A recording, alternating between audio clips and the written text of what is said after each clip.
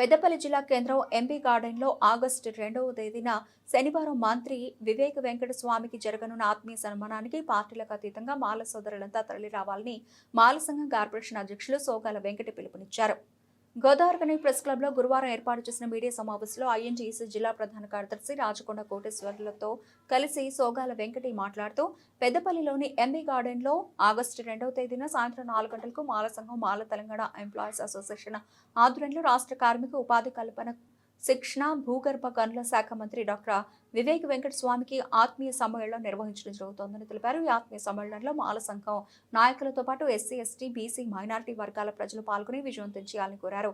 ఈ మీడియా సమావేశంలో టీం జిల్లా అధ్యక్షులు బద్దం డానియల్, ఐఎన్టీసీ జిల్లా అధ్యక్షులు భూమల చందర్, మాల సంఘం వర్కింగ్ ప్రెసిడెంట్ కొండకుమార్, నాయకులు కతరమల్ల రమేష్, దాసరి రామస్వామి, కోల కనకయ్య, పిటల వెంకటి, గడ్డం నారాయణ, నర్సింగ్ దొర, నంది నరేష్, మరి ఐలయ్య, ఎరకల లక్ష్మయ్య, ఎరకల లింగయ్య, మొండయ్య తదితరులు పాల్గొన్నారు.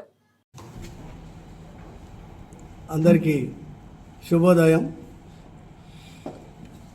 ఆగస్టు 2వ తారీఖు శనివారం రోజున పెద్దపల్లి జిల్లాలో ఎంపీ గార్డెన్లో మన ప్రియతమ గౌరవనీయులు డాక్టర్ శ్రీ గడ్డం వివేక్ వెంకటస్వామి గారికి కార్మిక ఉపాధి కల్పన మరియు భూగర్భ శాఖ మంత్రి గారికి ఆత్మీయ పౌర సన్మానం చేయబోతున్నాము. మాల సంఘం తరపున పెద్దపల్లి జిల్లా మండలము గ్రామాల నుంచి మాల సభ్యులు అధిక సంఖ్యలో పాల్గొని ఈ యొక్క ఆత్మీయ పౌర సన్మానాన్ని విజయవంతం చేయాలని కోరుతున్నాం.